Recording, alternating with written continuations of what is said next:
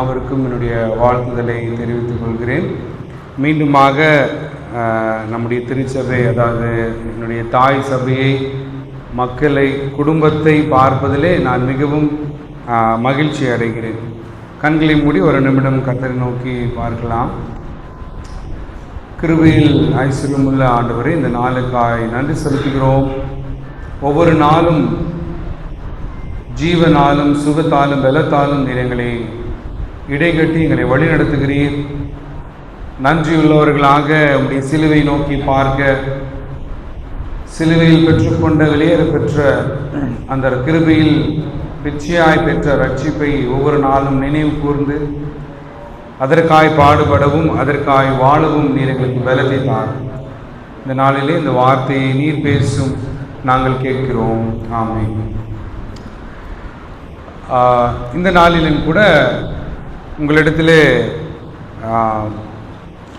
கடவுளை சமீபமாய் பெற்ற ஜனம், கடவுளை சமீபமாய் பெற்ற ஜனம் என்ற தலைப்பின் கீழாக ஒரு பேரலல் ஸ்டடி, அதாவது உபாகமம், மோசே எழுதின உபாகமத்திலிருந்து ஒரு சில காரியங்களை நாம் கற்றுக்கொள்ள இருக்கிறோம். இந்த 5 ஆகமத்தை எழுதியவர் அல்லது உபாகமத்தில், உபாகமம் அவர் பேச எழுதப்பட்ட ஒரு புஸ்தகம் என்று சொல்லலாம். மோசே எல்லாருக்கும் தெரியும், எகிப்து தேசத்திலிருந்து இஸ்ரேல் மக்களை விடுதலை ஆக்கி கானான் தேசத்துக்கு வாக்குத்தத்தமாக கொடுக்கப்பட்ட கானான் தேசத்திற்கு அந்த மக்களை விடுதலை ஆக்கி வழிநடத்தி செல்கிறார். அவர் இந்த 5 ஆகமங்களை எழுதுகிறார்.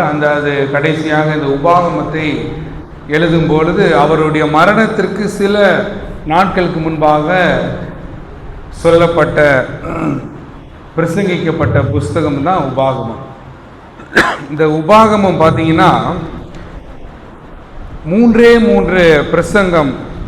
மலைக்கு கிட்ட வந்துட்டாங்க, யோர்தான் நதி தெரியுது, யோர்தானை கடந்து போயிட்டா கானான் தேசத்துக்குள்ளே போயிடலாம். நேப்போ மலைக்கிட்ட நிற்கிறாங்க. அந்த மலையினுடைய அடிவாரத்தில் மக்களை புது புது புது புது மக்கள், அவங்க எல்லாரும் கிளம்புனவங்க கிடையாது. எகிப்து தேசத்தில் புறப்பட்டவர்கள் எல்லாரும் யுத்தத்திலையும் போரிலும் மற்ற காரியங்களில் அவர்கள் என்ன பண்ணாங்க, அழிக்கப்பட்டார்கள். புதிய சந்ததிக்கிட்ட கடைசியாக ஒரு ஃபைனல் டிஸ்கோர்ஸ்ன்னு சொல்லுவாங்க, கடைசியாக அவர் ஒரு பிரசங்கத்தை பண்ணுறார். ஒரு 3 பிரசங்கம் பண்ணுறாரு. அந்த 3 பிரசங்கம் தான் உபாகமம் எழுதின உபாகமம் புஸ்தகம். இந்த உபாகமம் புஸ்தகத்தை ஒருவேளை யோசுவா அதை ரெக்கார்ட் பண்ணியிருக்கலாம் என்று சொல்கிறாங்க. உபாகமத்தில் அதிகாரம் மொத்தம் 34 அதிகாரம். இந்த 34 அதிகாரமும் 3 பிரசங்கம், மலை பிரசங்கம், அவ்வளோதான். ஏறக்குறைய எகிப்து தேசத்தில் 20 லட்சம் பேருக்கு புறப்படுறாங்க. பெண்கள், ஆண்கள், சிறு பிள்ளைகள் எல்லாத்தையும் சேர்த்தா ஏறக்குறைய எத்தனை பேர்? 20 லட்சம் பேர். அந்த 20 லட்சம் பேருமே இங்கே கானான் தேசத்துக்குள்ளே வர முடியுது. அந்த 20 லட்சம் பேரும் இங்கே உள்ளே போக முடியல. 2 பேர் தான், காலேபும் யோசுவா மட்டும்தான். கடவுளே சொல்லிட்டார் அவங்க மட்டும்தான் போவாங்க அப்படின்னு சொல்லி. அவங்களும் ஒருவேளை வழியில் பிறந்தவங்களாக இருந்திருக்கலாம், இல்லாட்டி சின்ன பிள்ளைங்களா, அவங்க கிளம்பும் போது சின்ன பிள்ளைங்களா இருக்கலாம். எத்தனை வருஷம் ஆச்சு அந்த எகிப்திலிருந்து கானான் தேசத்திற்கு இஸ்ரேல் மக்கள் போனது? 40 வருஷம். இந்த 40 வருஷத்தில் 41 இடத்துல அவங்க செட்டில்மெண்ட், அதாவது பாளையம் இறங்குறாங்க. அவங்க ஒரு இடத்துல காதேஸ் பள்ளத்தாக்குன்னு போவாங்க. 2 வருஷம் 3 வருஷம் அங்கேயே தங்கிடுவாங்க. மறுபடியும் புறப்படுவாங்க. ஒரு 2-3 பேர்கிட்ட சண்டை போடுவாங்க, போர் நடக்கும். சில இடத்துல ஆண்டவர் இவங்க கிட்ட போய் சண்டை போடாதீங்கன்னு சொல்லுவார். அதை மீறி அவங்க போய் போர் செய்வாங்க, அழிக்கப்படுவாங்க, நிறைய பேர் செத்துருவாங்க. அடுத்தது பார்த்தீங்கன்னா அவர் சொல்கிற இடத்துல வெற்றி கிடைக்கும்.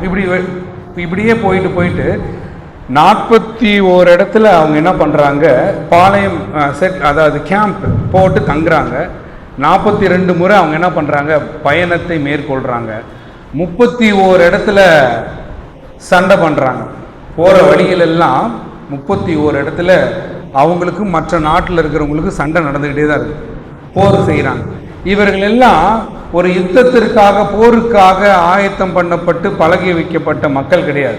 போகிற வழியில் அவங்க சொல்கிறாங்க, அவங்கெல்லாம் 9 அடி உயரத்தில் இருக்கிறாங்க.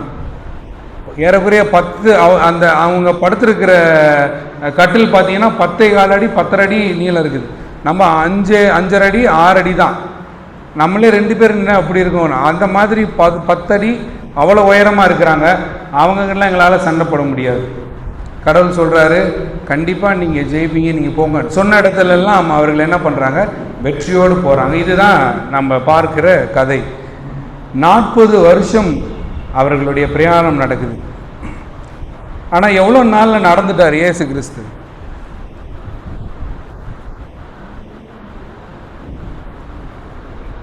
யோசேப்பும் மரியாளும் பிள்ளையை கொலை செய்ய போகிறாங்கன்னு சொன்ன உடனே எங்கே போகிறாங்க? பெத்லகேம்லேருந்து எகிப்துக்கு போயிடுவாங்க. மறுபடியும் என்ன பண்ணுவாங்க, ஏரோது இறந்துட்டாரு, அவரும் மரிச்சிட்டாரு, அதனால் நீங்கள் வாங்கன்னு சொன்னோடனே மறுபடியும் வருவாங்க. எகிப்திலேருந்து திரும்பவும் எங்கே வருவாங்க? நாசரேத்துக்கு வராங்க. ஆனால் அப்படி வரும்போது எத்தனை நாளில் வந்தாங்க? 11 நாளில் வந்துட்டாங்க. யோசேப்பு மரியாள் இயேசு கிறிஸ்து 11 நாளில் எகிப்திலேருந்து வந்துட்டாங்க. ஆனால் இவங்க 40 வருஷம் அவர்கள் எல்லாம் போகிற வழிகள் எல்லாம் கடந்து. ஏன் ஆண்டவர் இந்த மாதிரி செஞ்சார்? ஒரு பெரிய கேள்வி தான் இல்லைங்களா? கடவுள் ஏன் அவங்கள வேகமாக கூட்டிகிட்டு வந்து கானான் தேசத்தில் விட்டுருக்கலாம்ல? அவர்கள் நன்றி கெட்டவர்கள் மாத்திரமல்ல, வசனம் சொல்கிறது, அவர்கள் நன்றி கெட்டவர்கள் மாத்திரமல்ல, அவர் மதிகெட்டவர்களாக இருந்தார்கள். இது ரெண்டுக்கும் வித்தியாசம் இருக்குது. ஒரு சிலர் நம்மக்கிட்ட நன்றி இல்லாமல் இருப்பாங்க. ஆனால் நம்மளை பார்த்தா மரியாதை காமிக்கிற மாதிரி நம்மக்கிட்ட ஆக்ஷனாவது பண்ணுவாங்க. ஒரு மதிப்பு மரியாதையாவது இருக்கும், வெளிப்புறமாக இருக்கும், உள்ள நன்றி இருக்காது. ஆனால் இந்த மக்கள் உள்ளேயும் நன்றி இல்லை. நன்றி கெட்டவர்கள் மாத்திரமல்ல, அவர்கள் மதிகெட்டவர்களாக இருந்தார்கள். கொஞ்சம் நல்லா பார்ப்போம்.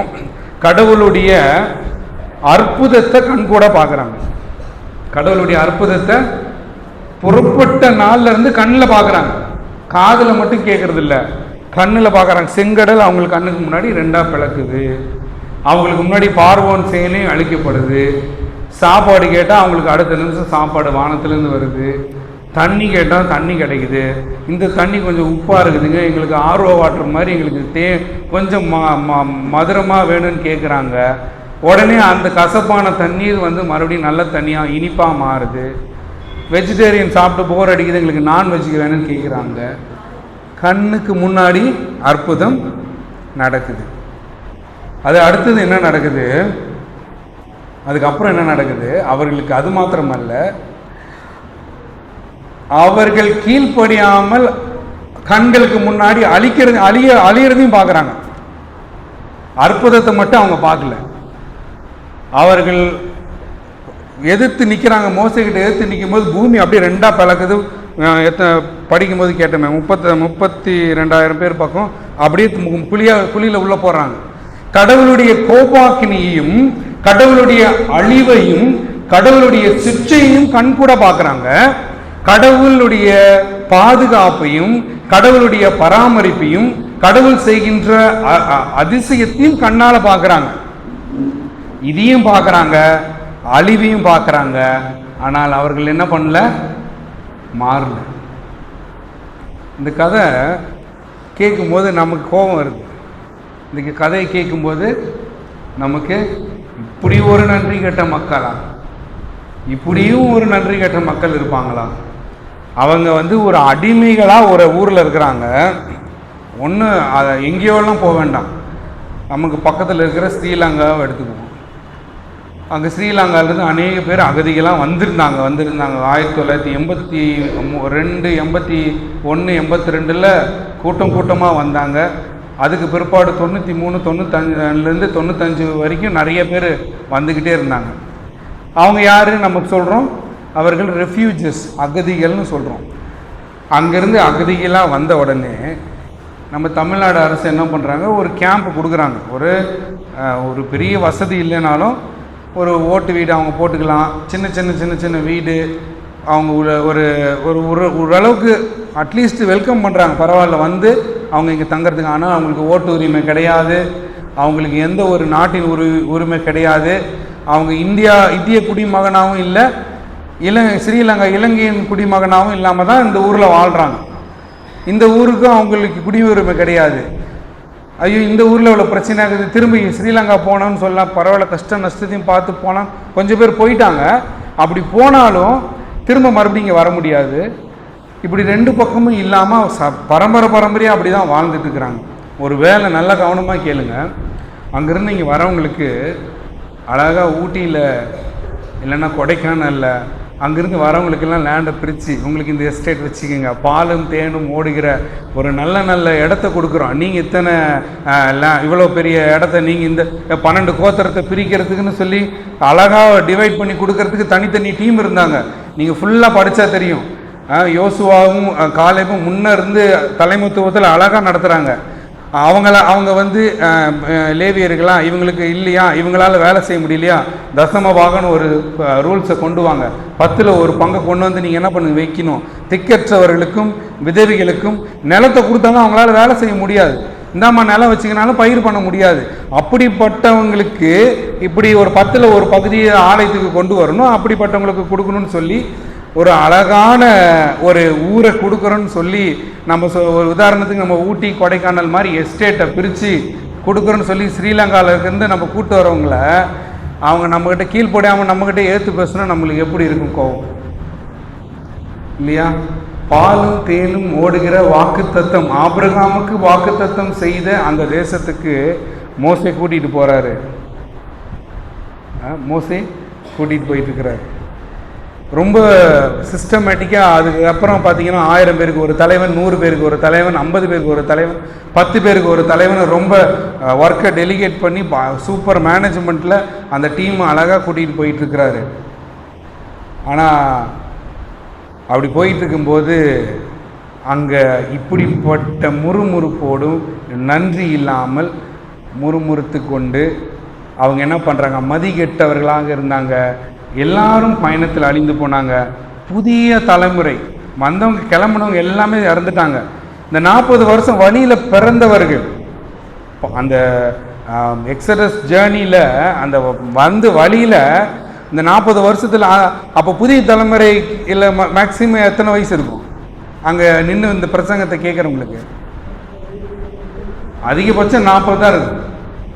ஏன்னா கிளம்புனதுலேருந்து இந்த 40 வருஷம் முடிகிற போது அந்த வழியில் பிறந்த குழந்தைகள் தான் உட்காந்துருக்கிறாங்க. லட்சக்கணக்கான பேர் இந்த 40 வருஷம் குழந்தை பிறக்கிறாங்க இல்லையா, அவங்க தான் உட்காந்துருக்காங்க. கிளம்பினவங்க எல்லாம் இறந்துட்டாங்க. அவங்கள புதிய தலைமுறை உட்கார வச்சு உங்கள் தாத்தா அப்படி உங்கள் அப்பா அம்மா உங்கள் தாத்தாலாம் கண்களுக்கு முன்பாக இந்த அற்புதத்தை செஞ்சும் அவங்க என்ன பண்ணல, கீழ்ப்படியில். கண்களுக்கு முன்பாக பாக்கியமானதையும் நலமானதையும் நன்மையான காரியங்களையும் ஆண்டவர் செய்தார். கண்களுக்கு முன்பாக கோபாக்கினியும் அவர் கொடுத்தார், ஆனால் சிச்சையும் கொடுத்தார். அப்படி இருந்தும் அவங்க என்ன பண்ணல, தெரிந்துல. இந்த ஸ்டோரியை வந்து ஒரு சின்ன இன்னொரு கதையோடு உங்களுக்கு சொல்ல நான் ஆசைப்படுறேன். என்னென்னா, நாத்தானியேல் தாவீதுகிட்ட வந்து ஒரு கதை சொல்லுவார். ஒரு ஆட்டுக்குட்டி கதை சொல்லுவார். அதை கேள்விப்பட்டிருக்கீங்க இல்லையா? உரியாவை கொலை பண்ணிட்டு பச்சையப்பாலை தாவீது எடுத்ததுக்கப்புறம் நேராக வந்து இவர் தீர்க்கதரிசி தான் நாத்தான்வேல், நீ செய்தது பாவம், நீ உரியாவை கொலை பண்ணிட்ட, அதனால் உன்னுடைய ராஜ்யம் கேள்விக்குறியில் வரும்னு சொல்லி ராஜாவை பார்த்து பேசியிருந்தா தாவீது கோவப்பட்டு என்ன பண்ணியிருக்கலாம், உடனே இந்த நியூஸ் உங்களுக்கும் தெரிஞ்சிச்சா அப்படின்னு சொல்லி நாத்தான்வேலையும் கொலை பண்ணியிருக்கலாம். அதனால் நாத்தான்வேல் ரொம்ப அழகாக ஒரு கதையை சொல்கிறார். ஒரு பெரிய பணக்காரர் இருந்தான், அவன் வீட்டில் விசேஷம், அவங்ககிட்ட ஆயிரக்கணக்கான ஆடு இருந்துச்சு. அந்த ஆட்டிலிருந்து ஒரு ஆட்டை எடுத்து அவன் பலி செலுத்தாமல் சமைக்கிறதுக்கு எடுக்காமல் ஒரு ஏழை ஒரே ஒரு ஆட்டுக்குட்டி வச்சுருந்தான். அந்த ஆட்டுக்குட்டியை அந்த பிள்ளைங்க குழந்தைங்கள்லாம் விளாண்டுட்டு இருக்கோம். அந்த ஆடை எடுத்து பக்கத்து வீட்டில் இருக்கிற அந்த ஆடை எடுத்து வெட்டிட்டான்னு சொன்னோன்னே தாவீது என்ன சொன்னான்? கோபப்பட்டு அவன் சாகவே சாக வேண்டும். யார் அந்த ஆட்டுக்குட்டி எடுத்துன்னு சொன்னப்ப நாத்தான்வேல் சொன்னார், நீதான் அந்த தீங்கு செய்தவன். ஏன்னா பத்சேபால உரியாவை கொலை செய்து பத்சேபால எடுத்த உடனே இந்த கதையை சொல்றார். சொல்லிட்டு என்ன சொல்றாரு? நீதான் சொல்றார். உபாகம புஸ்தகத்தில் இந்த பயணத்தை படிக்கும்போது பாலும் தேனும் ஓடுகிற இவ்வளோ அழகான நிலத்தை கொடுத்து பிரித்து கொடுத்து சந்தோஷமாக சுகமாக சுபிட்சமாக வாழ்வதற்கு வாக்குத்தத்தம் பண்ணப்பட்ட தேசத்திற்கு உங்களை கூட்டிகிட்டு போகிறேன்னு சொல்லி கூட்டிகிட்டு போய் போகிற வழியிலெல்லாம் அற்புதத்தை காண்பித்தும் அவர்கள் என்ன பண்ணல? திருந்தவில்லை. அந்த மக்கள் வேற யாருமே கிடையாது. அந்த மக்கள் நம்ம தான். அந்த மக்கள் நான் தான். சொல்லிங்க பார்க்கலாம், நீங்களே சொல்லுங்க. அது வேற யாரும் கிடையாது. நன்றி கெட்ட ஜனமா இருக்கிற, மதிகெட்ட ஜனமா இருக்கிற அந்த இஸ்ரேல் மக்கள் மாத்திரம் கிடையாது. நானும் அந்த லிஸ்ட்ல தான் இருக்கிறேன். எந்த குறைவும் இல்லை என்று நம்மை பார்த்து நாம் சொல்ல அழைக்கப்பட்டவர்களா இருக்கிறோம். வாக்குத்தத்தம் பண்ணப்பட்ட, வாக்குத்தத்தம் செய்த பரலோக ராஜ்யத்தை பிச்சையாக சிலுவையில் தன்னுடைய இரத்தத்தை சிந்தி, தன்னுடைய இரத்தத்தை விலைக்கரையமாக கொடுத்து, அவருடைய வெளியேற பெற்ற மன்னிப்பை கொடுத்து அவர் என்ன பண்ணியிருக்கிறாரு? வாக்குத்தத்தம் செய்யப்பட்ட பரலோக ராஜ்யத்தை, நித்திய கானானை நமக்கு கொடுத்துருக்கிறாரு. ஆனால் அதிசயங்களை நம்மளும் வருஷம் பார்க்குறோம். நம்முடைய குடும்பத்தில் கர்த்தர் செய்கிற அற்புதத்தை பார்க்குறோம். நம்முடைய குடும்பத்தில் அவர் கொடுக்கின்ற எல்லா ஆலோசனைகளையும் பார்க்கிறோம். நாமும் அவருடைய சிக்ஷைகளை அனுபவிக்கிறோம். கடவுள் நம்மை சிக்ஷிக்கிறார். அநேக நேரத்தில் நம்முடைய குடும்பத்தை சிக்ஷிக்கிறார். அந்த சிக்ஷையை நம்ம பார்க்கிறோம்.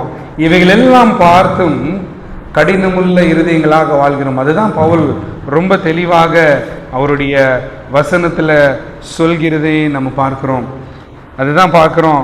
கடவுள் 3 முக்கியமான காரியம். கடவுள் நமக்காக யுத்தம் செய்கிற தேவனா இருக்கிறார். கடவுள் நம்மை சுமந்து செல்கிறவராக இருக்கிறார். கடவுள் நம்மை வழிகாட்டுகிற தேவனாக இருக்கிறார் என்று சொல்லி இந்த பகுதியிலே நம்ம பார்க்கிறோம். என்னாகமத்தில் ரொம்ப தெளிவாக பார்க்கிறோம். அவர்கள் நன்றி கெட்டவர்கள் மாத்திரமல்ல, என்னாகமம் 33ஆம் அதிகாரத்தில் பார்க்கிறோம், அவர்கள் என்ன பண்ணியிருக்கிறாங்க? மதிகெட்டவர்களாக இருந்தார்கள் என்று சொல்லி பார்க்கிறோம். விசுவாசம் என்பது நம் வாயினால் அறிக்கை செய்வது மாத்திரமல்ல, நம் வாயினால் சொல்வது மாத்திரமல்ல, அது வாழ்ந்து காண்பிக்க வேண்டிய ஒரு விஷயமாக காணப்படுகிறது. விசுவாசம் என்பது நாம் சுவாசிக்கின்ற சுவாசத்தை போல இருக்கின்றது என்று சொல்லி பார்க்கிறோம். நாம் அதை வாழ்ந்து காண்பிக்க வேண்டும் என்று சொல்லி இந்த நேரத்திலே நாம் பார்க்கிறோம். அந்த இஸ்ரேல் மக்கள் ரொம்ப முரட்டாட்டமாக பாவங்களை செய்து கொண்டு, வெறித்தனம் கொண்டவர்களாக, மது பிரியர்களாக, வேசித்தனம் செய்து கொண்டு இப்படிப்பட்ட காரியங்களில் இருக்கும் பொழுது, அதை பார்க்கும் பொழுது அநேக நேரத்தில் இப்படியுமா ஒரு மக்கள் இருப்பாங்க. அது சொல்றாரு, புதிய சந்ததியை உட்கார வச்சுட்டு சொல்றாரு. 31வது வசனத்தில் பார்க்கணும், 1ஆம் அதிகாரம் 31. ஒரு மனிதன் தன் பிள்ளையை சுமந்து கொண்டு போவது போல நீங்கள் இவ்விதம் வருகிற வரைக்கும் நடந்து வந்த வழிகள் எல்லாவற்றிலும் உங்கள் தேவனாகிய கர்த்தர் உங்களை சுமந்து கொண்டு வந்ததை கண்டீர்களே. இந்த நேரத்தில் நம்மை நாமே ஆராய்ந்து பார்க்க, பரிசோதித்து பார்க்க கடமைப்பட்டவர்களாக இருக்கணும். எந்த விதத்திலும் ஆண்டவரை, நான் அந்த இஸ்ரேல் மக்களுக்கு நான் குறைந்தவனாக இல்லை சுவாமி. அநேக நேரத்தில் என்னுடைய இருதயத்தில் நீர் பேசுகிறேன். அநேக நேரத்தில் இது வேண்டாம் என்று சொல்கிறேன். நான் கடினப்படுத்தி பாவம் ஒரு தடவை தெரியாமல் செஞ்சிடலாம், ஒரு தடவை தெரிஞ்சு செய்யலாம், அது பாவம் என்று சொல்லப்படுகிறது வேதத்தில். ஆனால் தெரிஞ்சே திரும்ப திரும்ப திரும்ப அதை செஞ்சோம் அப்படின்னு சொன்னால் அதற்கு பேர் பாவம் கிடையாது, அதற்கு பேர் மீறுதல்கள். டிரான்ஸ்கிரிப்ஷன் என்று சொல்லி இங்கிலீஷில் சொல்லுவாங்க. நாட் அ சின். நீங்கள் அது தவறு என்று சொல்லி திரும்ப திரும்ப செய்யும் பொழுது அது மீறுதல்களாக எண்ணப்படுகிறதா இருக்குது. கர்த்தர் அது கணக்கு கேட்கிறவராக இருக்கிறார். நம் கிருபையில் நாட்களில் நாம் வாழ்ந்து கொண்டிருக்கலாம், ஆனாலும் வசனம் ரொம்ப தெளிவாக சொல்கிறது, கர்த்தர் அதை கணக்கு கேட்கிறார். ஏன் 40 வருஷம் அவங்களை அழைத்தார்? எப்படியாவது அவர்களுடைய குணம் மாறுமா, ஏதாவது ஒரு விதத்தில் அவர்கள் ரட்சிக்கப்படுவார்களா, ஏதாவது ஒரு வழியில் அவர்கள் சரியாகுவாங்களா என்று சொல்லி சோதித்து கொண்டே வருகிறார். நன்மைகளை பார்த்தும் சிற்சைகளை அனுபவித்தும் அவர்கள் மாறாதவர்களாய் காணப்பட்டார்கள். இந்த வேதத்தை நம்ம பார்த்து கொண்டே போகிறோன்னு சொன்னால் ரொம்ப தெளிவாக அவர் சொல்லிக்கிட்டே போகிறார். 36வது வசனம் யாராவது வாசிங்க. ம் ம் ஆ ஆ ஆ அடுத்தது வாசிங்க. அன்றியும் உங்கள் நிமித்தம் மோசே சொல்றார் இந்த வார்த்தையை, உங்களால் நானும் என்னையும் அந்த பாக்கியத்தை இழந்தேன்னு சொல்றார். வாசிங்க. கர்த்தர் என்மேலும் கோபம் கொண்டு நீயும் அதில் பிரவேசிப்பதில்லை. மோசே நடுவில் குறுக்க போயிட்டு, ஆண்டவரே கொஞ்சம் தண்டிச்சிடாதீங்க, ஆண்டவரே கொஞ்சம் இரக்கம் பாராட்டுங்க, ஆண்டவரே இந்த மக்களை அழிச்சிடாதீங்க அப்படின்னு நிறைய நேரத்தில் அந்த மக்களுக்காக இவர் என்ன பண்ணுறாரு, போய் கேட்டுகிட்டே இருக்கிறாரு. ஒரு சில நேரங்களில் அவரால் என்ன பண்ண முடியல, அதை செய்ய முடியல. திரும்ப என்ன பண்ணிட்டாரு, ஒரு சில வார்த்தைகளை மீறினதுனால மோசேட்ட சொல்கிறாரு, நீயும் கானான் தேசத்திற்குள் பிரவேசிப்பதில்லை. கானான் தேசத்தில் கண்ணில் பார்ப்பேன்னு சொல்கிறார். நேபோ மலையிலிருந்து கானான் தேசம் தெரியுது, நடுவில் யோர்தான் ஆறு ஓடுது. யோர்தானுக்கு முன்னாடி உட்காந்து கடைசி இந்த உபாகமம் புஸ்தகத்தை பிரசங்கமாக பிரசங்கிக்கிறார் மோசே. அந்த பிரசங்கம் பிரசங்கமாக எழுதப்பட்டது தான் இந்த உபாகமுடைய மொத்த 34 அதிகாரமும் எழுதுறாங்க. அப்போ சொல்றாரு, கடந்து வந்தது எல்லாவற்றையும் அவர்கள் அந்த இடத்துல அனுபவித்த எல்லா நன்மைகளையும் மேற்கோள் காட்டி ரொம்ப தெளிவாக அதை அற்புதத்தை சொல்லிக்கிட்டே வராரு. உங்க அப்பாலாம் உங்க தாத்தா பாட்டி அங்க கிளம்புனப்ப இவ்வளோ அற்புதத்துல வழி நடந்து வந்தாங்க, கீழ்ப்படியாம வனாந்தரத்துல அழிக்கப்பட்டு போனார்கள். அதை நீங்க செய்ய வேண்டாம், அதை தொடர்ந்து நீங்க பண்ண வேண்டாம், நீங்கள் கடவுளுக்கு கீழ்ப்படிந்து நடக்க வேண்டும் என்று சொல்லி திரும்ப கடைசியாக இந்த பிரசங்கத்தை பண்ணிட்டு மலை மேலே ஏறுறாரு. மோசேயுடைய மரணம், கடவுள் அவரை அடக்கம் பண்ணுறாரு, தேவதூதர் வந்து நிற்கிறாங்க, அவரை அடக்கம் செய்கிறாங்க. அவ்வளோதான் முடியுது. அந்த கடைசி நேரத்தில் இந்த அறிவுரைகளை அவர் கூறிட்டு போயிட்டே இருக்கிறாரு. இதுதான் பவுல் திரும்பவும் சொல்றாரு, அவர்கள் எல்லாவற்றையும் பெற்றுக்கொண்டார்கள், அதே சந்ததியிலே நீங்களும் வந்து நிற்கிறீங்கன்னு என்று சொல்லி பவுல் 1 கொரிந்தில சொல்றாரு. இதை பார்க்கும்போது வசனம் வாசிக்கலாம். அந்த உபாகமம் 4ஆம் அதிகாரம், உபாகமம் 4:7 வசனம் வாசிங்க. உபாகமம் 4:7, நம்முடைய தேவனாகிய கர்த்தரை நாம் தொழுது கொள்ளும் போதெல்லாம் அவர் நமக்கு சமீபமாய் இருக்கிறது போல தேவனை இவ்வளவு சமீபமாய் பெற்றிருக்கிற வேற பெரிய ஜாதி எது? ஒரு கேள்வி கேட்கிறாரு. நாம் கடவுளை தொழுது கொள்ளும் போதெல்லாம் தேவனை சமீபமாய் நாம் பெற்றுக்கொண்டோம். பக்கத்திலே இருக்கிறாரு, வேற யாருக்கிட்டையும் அந்த மாதிரி இல்லை. நாம் எப்பெல்லாம் பிரச்சனை கேட்கிறோமோ அப்பெல்லாம் கடவுள் நமக்கு சமீபமாய் வந்தாரு. நாம் தொழுது கொள்ளும் போதெல்லாம் அவர் நமக்கு சமீபமாய் இருந்தது போல தேவனை இவ்வளவு சமீபமாய் பெற்ற ஜாதி எது?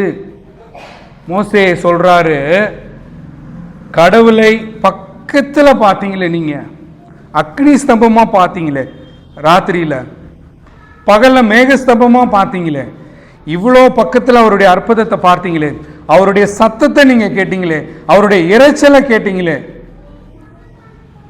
அதே வார்த்தைகளை நம்மளும் நம்முடைய வாழ்க்கையில சொல்லி பார்க்கலாமே. என்னுடைய பிள்ளைக்கு இவ்வளோ பிரச்சனை இருக்குதுன்னு சொல்லி முட்டி போட்டு ஜெபம் பண்ணப்ப ஆண்டவர் எனக்கு இறங்கி வந்தாரு. ஆண்டவர் எனக்கு போன வருஷம் இவ்வளோ தகராறில் நான் நின்று இருந்தேன், என் குடும்பம் 2ஆக போய் நின்றுது, அப்போ நான் வந்தப்போ உடனே நீங்கள் வந்து செஞ்சீங்களே, எனக்கு பயணத்தில் இவ்வளோ ஆபத்து ஏற்பட்டது, அப்போ உடனே வந்து செஞ்சீங்களே, இவ்வளோ நன்மையை நான் என்னுடைய வருஷத்தில் 2025 வருஷம் இப்போ 26ஆம் வருஷம் வரைக்கும் உம்முடைய ஆசீர்வாதத்தை அனுபவித்து சமீபமாய் நீங்கள் எனக்கு கூட இருந்ததை அறிந்தும் தெரிந்தும் நன்றி கெட்டவனாக மதிகெட்டவனாக நான் வாழ்ந்து கொண்டிருக்கிறேனே என்று சொல்லி நம்மை பார்த்து நம்ம சொல்ல இந்த நேரத்தில் அழைக்கப்பட்டவர்களாக இருக்கிறோம். பழைய ஏற்பாட்டில் சொல்கிறாரு, கடவுளை நீங்கள் சமீபமாய் பெற்றீர்கள் என்று சொல்லி சொல்கிறார். புதிய ஏற்பாட்டில் பவுல் என்ன சொல்கிறாரு? 1 கொரிந்தியரில் பவுல் என்ன சொல்கிறாரு? கடவுளை அவங்க என்ன பண்ணாங்களாம், சமீபமாக தான் பெற்றிருந்தாங்க, கடவுளை சமீபமாய் பெற்றிருந்தாங்க. ஆனால் 1 கொரிந்தியர் 6ஆம் அதிகாரம் 19வது வசனம் வாசிக்கலாம். உங்கள் சரீரமானது நீங்கள் தேவனாலே பெற்றும் உங்களில் தங்கியும் இருக்கிற பரிசுத்த ஆவியினுடைய ஆலயமாய் இருக்கிறது என்று அறியீர்களா? பழைய ஏற்பாட்டில் மோசே சொல்றாரு, கடவுளை பக்கத்தில் வச்சிருந்த சந்ததி நம்ம சந்ததி, இந்த ஜாதியை விட பெரிய ஜாதி, பாக்கியமுள்ள ஜாதி எதுன்னு மோசே சொல்கிறாரு. ஆனால் பவுல் அழகாக சொல்கிறாரு, உங்கள் சரீரமானது தேவனாலே பெற்றும் பரிசுத்த ஆவியானவர் உங்களுக்குள்ளே வாசமாய் பெற்றிருக்கிற தேவனுடைய ஆலயமாய் உங்கள் சரீரம் நீங்கள் இருக்கிறீர்கள், தேவனுடைய ஆலயமாய் இருக்கிறீர்கள் என்று நீங்கள் அறியீர்களா? பழைய ஏற்பாட்டில் பக்கத்தில் இருந்தார், புதிய ஏற்பாட்டில் பரிசுத்த ஆவியானவராக நமக்குள்ள வாசம் செய்கிறார். அப்போ அதைவிட மேன்மை இஸ்ரேல் மக்கள் அவர்கள் கண்ணால் பார்க்கின்றது உலகத்தின் கானானுக்குள்ள கடந்து போயிட்டு இருக்கிறாங்க. நம்ம சிலுவையிலிருந்து வெளியேற பெற்ற நிபந்தனை இல்லாத அன்பை பெற்றிருக்கிறோம், சிலுவையிலிருந்து நிபந்தனை இல்லாத மன்னிப்பை நம்ம பெற்றிருக்கிறோம், வெளியேற பெற்ற பிச்சையாய் கொடுக்கப்பட்ட கிருபை இரக்கத்தை ரட்சிப்பை பெற்றிருக்கிறோம். இது எல்லாத்தையும் நம்ம வாங்கிக்கிட்டு நித்திய கானானை நோக்கி நாம் பயணம் செய்து கொண்டிருக்கிறோம். இப்போ அந்த நித்திய கானானுக்குள்ள பயணம் பண்ண போய்கிட்டு இருக்கிறோம் பரலோகத்துக்கு. அப்படி போய்கிட்டு இருக்கும் பொழுது அங்க சொல்றாரு, கடவுளை சமீபமாய் பெற்ற ஜாதின்றாரு. பரிசுத்த பவுல் சொல்றாரு, சமீபமா இல்ல, தள்ளி இல்ல, அங்க இல்ல, இங்க இல்ல, இயேசு கிறிஸ்து தான் மெய்யான தேவன், அவர் மாத்திரம்தான் இந்த உலகத்தை ரட்சிக்க வந்த ரட்சகர், அவருடைய ரத்தத்தினால் என்னுடைய பாவம் மன்னிக்கப்பட்டது, பரலோக ராஜ்யத்திற்கு அவரே வழியா இருக்கிறார் என்று விசுவாசிக்கிற ஒவ்வொருடைய இருதயத்திற்குள்ளும் நான் வாசம் செய்கிறேன், உங்களுக்குள் வாசம் செய்கிறேன் என்று சொல்கிறார். இதைவிட பெரிய பாக்கியம் என்ன இருக்க முடியும்? இதைவிட பெரிய சந்தோஷம் என்ன இருக்க முடியும்? பரிசுத்த ஆவியானவர் நமக்குள்ளாக வாசம் செய்கிறார் என்பதை அறிந்தும் அதை உணர்ந்தும் நம்முடைய இருதயத்தை கடினப்படுத்தி நம்முடைய மீறுதல்கள் அதிகமாகி கொண்டேதான் இருக்கிறது. ரொம்ப தெளிவா சொல்றாரு. அங்க பார்க்கிறோம், பக்கத்திலே இருந்தாரு, கண்ணில் பார்த்தீங்களே, அவருடைய அற்புதத்தை கண்ணில் பார்த்து கையை தட்டுனீங்க. பாவம் பண்ணும்போது உன் சொந்த மச்சான், மாமன், அப்பா, புள்ள எல்லாமே உள்ள 32,000 பேர் குழிக்குள்ள போனாங்களே, கண்ணில் பார்த்தீங்களே, அதுக்கப்புறம் கூட பயம் வரலையே உங்களுக்கு? நம்முடைய வாழ்க்கையில் அநேக சிக்ஷைகளை கடவுள் கொடுத்துருக்கிறாரு. இதை செய்ய வேண்டாம்னு சொல்லி செஞ்சு நம்ம கடவுள் நம்மளை அடிச்சிருக்கிறாரு, நம்ம குடும்பத்தில் பிரச்சனையை கொடுத்துருக்கிறாரு. அந்த சிக்ஷை ஆண்டவரே நான் கீழ்ப்படியாதனால நீங்கள் இதை கொடுத்த சிக்ஷை தான் என்று பரிசுத்த ஆவியானவர் நமக்கு உணர்த்தி இருக்கிறாரு. அப்படி உணர்த்தியும் பலவீனனாக நாம் திரும்ப மீண்டுமாக மீறுதல்களில் ஈடுபடும் பொழுது, நன்றி இல்லாதவர்களாக மதிகெட்டவர்களாக இருக்கும் பொழுது பரிசுத்த ஆவியானவர் நமக்குள்ளாக விசனப்படுகிறவராய் காணப்படுகிறார். பரிசுத்த ஆவியானவரை நமக்குள்ளாக பெற்ற பெரிய ஜாதி இது. இயேசு கிறிஸ்து இந்த உலகத்தில் வாழ்ந்தப்ப இன்னைக்கு நாசரேத்துக்கு போனாருங்க, இன்னைக்கு மலையில் பிரசங்கம் பண்ணார், கப்பர்நகமுக்கு போனார், பெத்தானியாவுக்கு வந்தார், அப்படியே சமாரியா வழியா சமாரியாவுக்கு போனார். இப்படின்னு என்ன பண்ணுவோம் பார்க்கணும். அப்போ அவங்களோட எப்போ பண்ணாங்க, ஒரு டைம் 100 பேர் போவாங்க, ஒரு சில நேரம் 500 பேர் போவாங்க, ஒரு சில நேரம் 1000 பேர் போவாங்க. அவர் மலை பிரசங்கம் பண்ணது 5000 பேருக்கு மேலே உட்காந்துருந்தாங்க. அவ்வளோ பேர் தான் இருக்க முடியும். ஒருவேளை இன்னைக்கு ஏசாமி இருந்தாங்கன்னா ஒரு கொஞ்சம் கூட்டம் மட்டும்தான் போக முடியும். ஆனால் அவர் சொல்கிறாரு, நான் போகிறேன், உங்களுக்கு தேற்றரவாளனை அனுப்புவேன். நான் வந்து ஒரு 200 பேர் 12 பேர் சீஷர்கள், ஒரு 300 பேர், இப்படி தான் நான் என்னால் இருக்க முடியும். ஆனால் நான் போகிறேன், தேற்றரவாளன் வருவார். இந்த உலகமெல்லாம் என்னை ஆராதிப்பீர்கள், இந்த உலகத்தில் இருக்கிறவர்கள் எல்லாம் என்னை தொழுது கொள்ளும் காலம் வரும். யாரெல்லாம் தொழுது கொள்கிறீர்களோ அவர்கள் நடுவிலே நான் இருப்பேன், அவர்கள் உள்ளத்தில் நான் வாசம் செய்வேன் என்று சொன்னால் எவ்வளவு பெரிய பாக்கியம், எவ்வளோ பெரிய பாக்கியம். ஒருவேளை இன்னைக்கு இயேசு கிறிஸ்து எருசலேமில் இருந்தாருன்னா பார்க்கறதுக்காக எப்பயாவது பிளான் பண்ணி டிக்கெட் போட்டு போகலாமே தவிர ஒன்றும் பண்ண முடியாது. அதுக்கு மேலே அடித்து பிடிச்சி கூட்ட நெரிசல் தான் வரும். அதனால் அவர் சொல்கிறாரு, நான் போகிறேன், தேற்றரவாளன் வருவார். எப்படி உபாகம புஸ்தகத்தில் அவர் சுமந்து செல்கிறார், அவர் வழிகாட்டியாக இருக்கிறார், அவர் உணர்த்துகிறவராக இருக்கிறார், அவர் நமக்கு ஆலோசனை கொடுக்கிறவராக இருக்கிறார். அன்னைக்கு என்ன செய்தாரோ மோசையின் மூலமாக பரிசுத்த ஆவியானவர் இன்னைக்கு நமக்கு ஆலோசனை, என்னுடைய வழி இதுவே என்று சொல்லி ஆலோசனை கொடுக்கிற தேவனாக இருக்கிறார். வாசிக்கலாம். வாசித்த 1 கொரிந்தியர் 10ஆம் அதிகாரம் 5வது வசனம் வாசிங்க.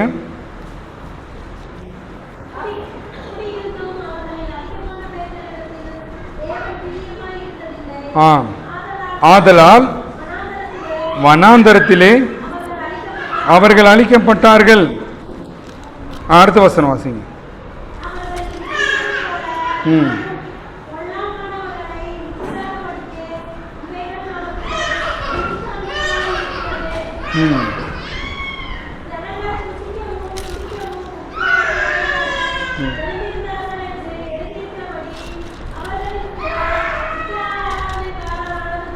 போதும். நான் உபாகம புஸ்தகத்தில் பார்த்ததே ரொம்ப தெளிவாக மீண்டுமாக பவுல் அதை சொல்றாரு.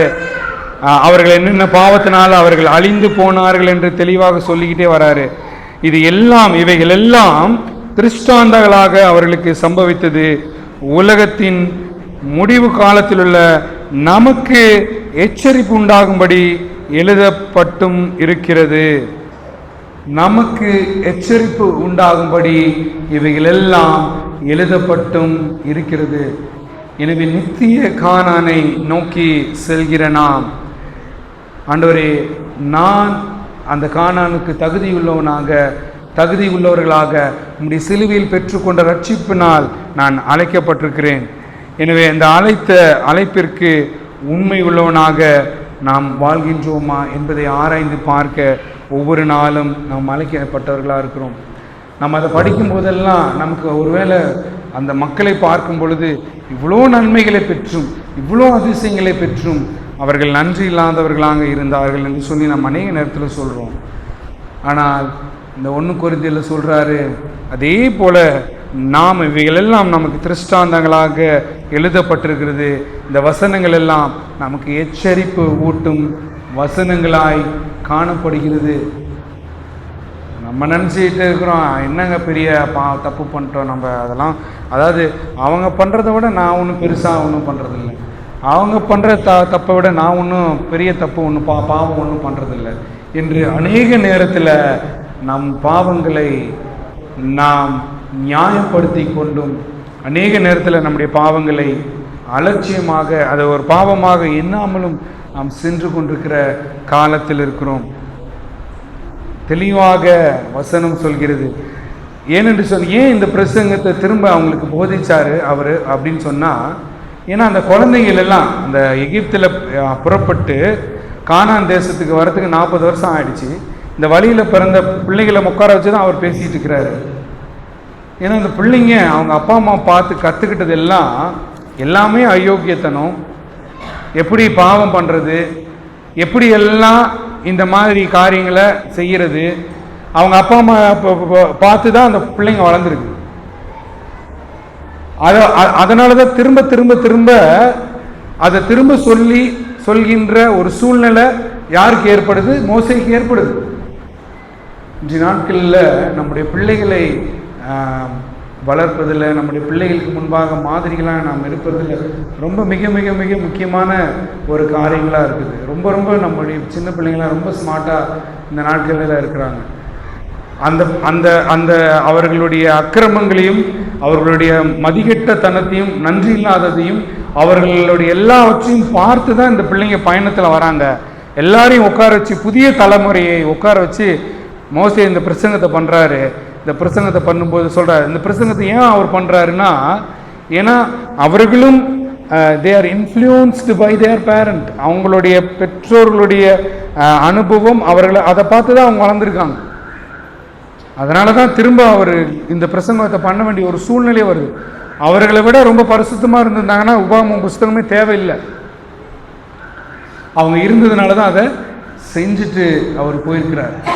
எனவே சிலுவை மிக முக்கியமானது. அந்த வசனம் சொல்கிறது, கர்த்தரை அருகாமையில் பெற்ற பெரிய ஜாதி இது. புதிய பாட்டில் நம்ம பார்த்தோம், அவர்கள் அருகாமையில் தேவனை பெற்றிருந்தார்கள். நாம் பரிசுத்த ஆவியானவர், நம்முடைய இருதயத்தில் நாம் தேவனுடைய ஆலயமாக இருக்கிறோம். நம்முடைய சரீரமானது தேவனுடைய ஆலயமாக இருக்கிறது. நமக்குள் தேவன் வாசம் செய்கிறார் என்று சொல்லி நம்ம பார்த்தோம். எவ்வளோ பெரிய கிருபை! சிலுவை கிட்ட யார் இருந்தாங்கன்னு சொல்லி வசனம் சொல்லுது. சிலுவையில் இயேசு கிறிஸ்து மரிக்கும் பொழுது ரெண்டு பக்கம் ரெண்டு கல்லர் இருந்தாங்க. மற்றவங்களாம் தூரமாக தள்ளி நின்றுட்டு இருந்தாங்க. சிலுவைக்கு பக்கத்தில் யோவான், தன்னுடைய ரொம்ப பிரியமுள்ள சிநேகிதனாக இருந்த யோவானும் இயேசு கிறிஸ்துனுடைய தாயாராகிய மரியா, அவங்க ரெண்டு பேரும் இருந்தாங்க. சிலுவையின் அனுபவம் நம்முடைய வாழ்வில் மாற்றம் வேண்டும் என்று சொன்னால், நாம் சிலுவைக்கு கிட்ட, அந்த காயம்பட்ட சிலுவைக்கு கிட்ட போய் நம்முடைய வாழ்க்கையை வச்சுக்கணும். அவங்களுக்காவது ஒரு அதுக்கப்புறம் போய் அவங்களுக்கு சண்டை. அங்கே இருக்கிறவங்க கடவுளுக்கு முன்பாக பொல்லாங்கானதை செஞ்சாங்க. இந்த மூணு பிரசங்க அந்த புது சந்ததி கிட்ட பேசினார் இல்லையா?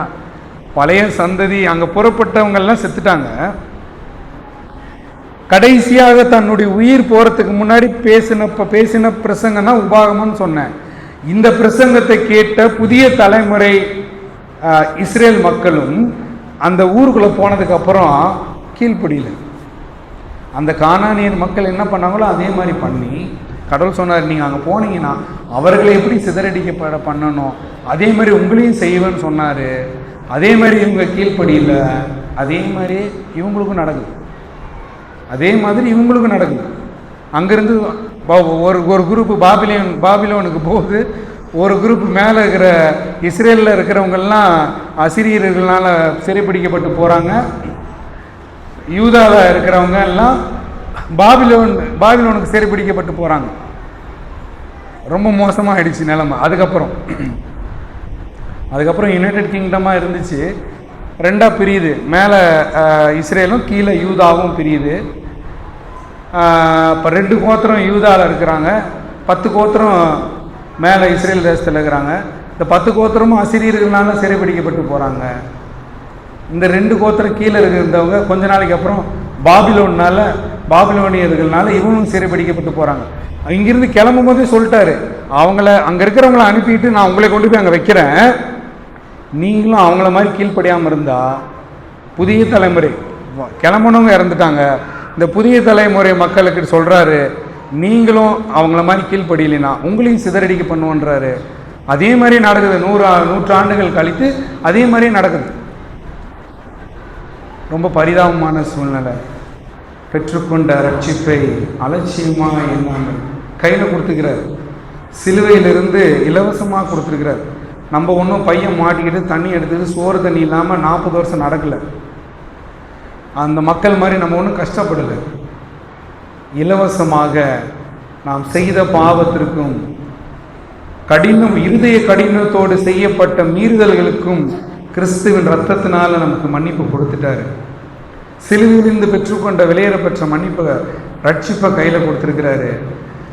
அந்த ரட்சிப்பை இழந்து விடாமல் நாம் நித்திய கானானுக்கு நம்மை ஒவ்வொரு நாளும் தகுதிப்படுத்திக் கொள்ள அழைக்கப்பட்டவர்கள். கண்களை மூடி கர்த்தரை நோக்கி பார்க்கலாம்.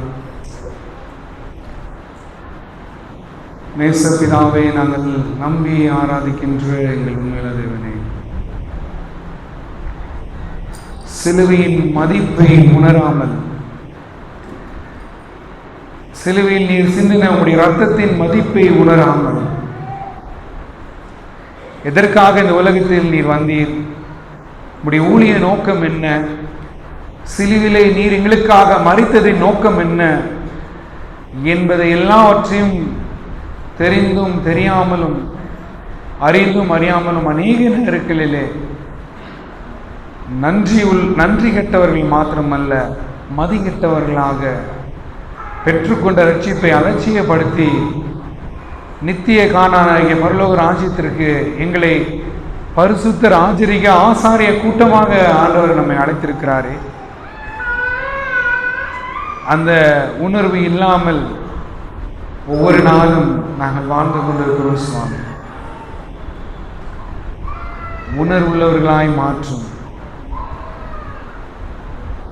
இந்த அழிந்து போகின்ற இந்த நித்தியம் இல்லாமல் அனித்தியமான இந்த உலகத்தை மாத்திரம் நாங்கள் யோசித்து, எனக்காக, என் குடும்பத்திற்காக, என் பிள்ளைக்காக, என்னுடைய சுகத்திற்காக, இதற்காக மாத்திரம் கிறிஸ்துவை நான் தேடி கொண்டிருப்போம் என்று சொன்னால், நம்மை விட கைவிடப்பட்டவர்கள், நம்மை விட பரிதபிக்கப்பட்டவர்கள் யாருமில்லை என்று சொல்லி பவுல் சொல்கிறார்.